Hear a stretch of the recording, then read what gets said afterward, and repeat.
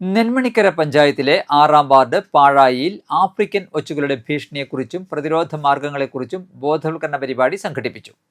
നെന്മണിക്കര പഞ്ചായത്തിലെ 6-ാം ward പാഴായിയിൽ African ഒച്ചുകളുടെ ഭീഷണിയെക്കുറിച്ചും പ്രതിരോധ മാർഗങ്ങളെക്കുറിച്ചും ബോധവൽക്കരണ പരിപാടി സംഘടിപ്പിച്ചു. കേരള കാർഷിക സർവകലാശാല college of forestry dean doctor S Gopakumar പരിപാടി ഉദ്ഘാടനം ചെയ്തു. 6-ാം വാർഡംഗം സീമ മനോജ് അധ്യക്ഷത വഹിച്ചു. 7-ാം വാർഡംഗം Sajitha Sunil, Nenmanikkara panchayat vice president K S Suresh എന്നിവർ സന്നിഹിതരായി. ആഫ്രിക്കൻ ഒച്ചുകളുടെ ഭീഷണി, അവ പരത്താൻ സാധ്യതയുള്ള മാരക രോഗങ്ങൾ, കൃഷിനാശം, ശാസ്ത്രീയ നിയന്ത്രണ മാർഗങ്ങൾ എന്നിവയെക്കുറിച്ച് കോളേജ് ഓഫ് ഫോറസ്ട്രി വിദഗ്ധൻ ഡോക്ടർ വിഷ്ണു ചന്ദ്രൻ വിശദീകരിച്ചു. തുടർന്ന് പൊതുജനങ്ങളുടെ സംശയങ്ങൾക്ക് വിദഗ്ധർ മറുപടി നൽകി. പ്രതിരോധ മാർഗങ്ങൾ സംബന്ധിച്ചും പരിപാടിയിൽ വിശദീകരണം നൽകി. മഴക്കാലത്ത് നനഞ്ഞ ചാക്കുകളോ പച്ചക്കറി അവശിഷ്ടങ്ങളോ ഒച്ചുകൾ ഒളിയിടാൻ സാധ്യതയുള്ള സ്ഥലങ്ങളിൽ വെച്ച് അടുത്ത ദിവസം ശേഖരിച്ച് 25% ഉപ്പുലായനിയിൽ നശിപ്പിക്കുന്നതാണ് ഒരു പ്രധാന നിയന്ത്രണ മാർഗം. കൂടാതെ തോട്ടങ്ങളും പറമ്പുകളും ശുചിയായി സൂക്ഷിക്കുകയും ചപ്പുചവറുകൾ നീക്കം ചെയ്യുകയും വേണം. കാർഷിക രീതിയിൽ മണ്ണ് ആഴത്തിൽ ഉഴുതുമറിച്ച് ഒച്ചുകളും മുട്ടകളും പുറത്തു കൊണ്ടുവരുന്നത് പ്രകൃതിദത്ത ശത്രുക്കൾക്ക് അവയെ നശിപ്പിക്കാൻ സഹായിക്കും.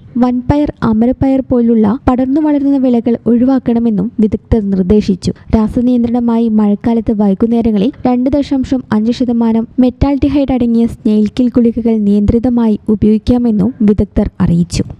നെന്മണിക്കര പഞ്ചായത്തിന്റെ വികസന standing committee chairperson Sajitha Sunil, അതുപോലെ തന്നെ കേരള സർവകലാശാല ഡീനായ ഡോക്ടർ ഗോപകുമാർ സാർ ഉദ്ഘാടനം ചെയ്യുന്നതിനായിട്ട് ഇവിടെ എത്തിച്ചേർന്നിട്ടുണ്ട്. അതുപോലെ നെന്മണിക്കര പഞ്ചായത്തിൻ്റെ വൈസ് പ്രസിഡൻ്റായ നമ്മൾ സുരേഷ് ഏട്ടനും ഇവിടെ എത്തിച്ചേർന്നു. ബ്ലോക്ക് മെമ്പർ ഷിൻഡ സനോജ്, 8-ാം ward member Pratyush, doctor Vishnu Chandran നമുക്ക് ഇതിനകം ഒച്ചിനെ കുറിച്ച് പറഞ്ഞു തരുന്നതിനായിട്ട് ഇവിടെ എത്തിച്ചേർന്നിട്ടുണ്ട്.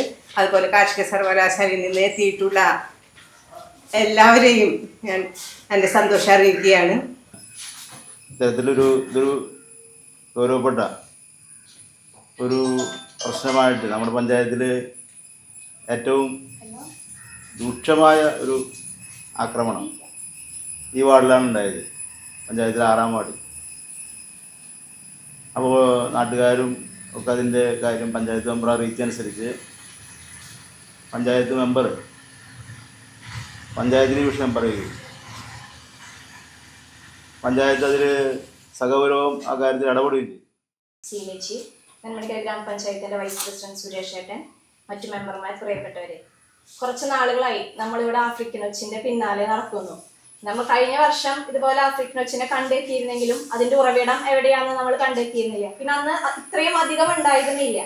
ഇപ്പോഴാണ് നമ്മൾ ഈ ഹിന്ദു സ്കൂൾ ഗ്രൗണ്ടിൽ ഇതിൻ്റെ ഉറവിടം കണ്ടെത്തിയതും അന്ന് അവിടെ ക്ലീൻ ചെയ്തപ്പോൾ ഞാൻ സീമേച്ചും ഉപ്പും പാക്കറ്റും പിടിച്ച് കുറേ നടന്നു. പക്ഷെ ഒരു ഉപ്പും പാക്കറ്റിലൊന്നും അത് ഒതുങ്ങില്ല. അത്രയും അത് സ്പ്രെഡ് ആയിക്കൊണ്ടിരിക്കുകയാണ്.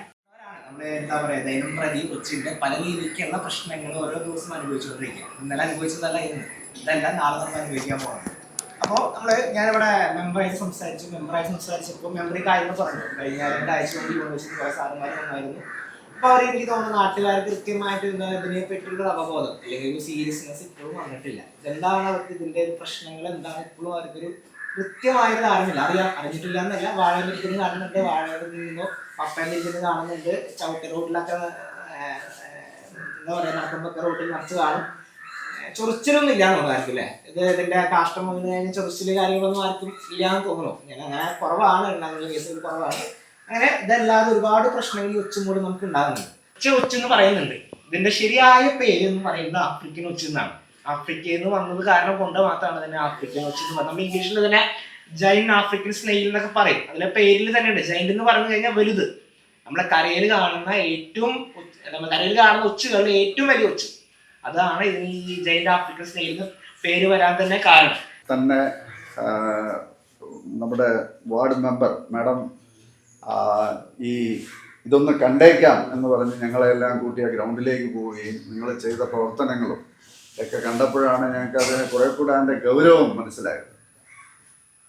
അപ്പോൾ ഇത് ആരെങ്കിലും മെമ്പർമാർ ഈ ഒച്ചിനെയൊക്കെ പിടിച്ച് കൊല്ലും എന്ന് വിചാരിച്ചു കഴിഞ്ഞാൽ നടക്കുന്ന കാര്യമല്ല എന്നുള്ളത് നിങ്ങൾക്ക് ഇപ്പം ബോധ്യപ്പെട്ട് കാണുമല്ലോ. നമ്മളെല്ലാവരും കൂട്ടായ ഒരു പ്രവർത്തനത്തിലൂടെ മാത്രമേ ഇതെല്ലാം സാധിക്കുകയുള്ളൂ.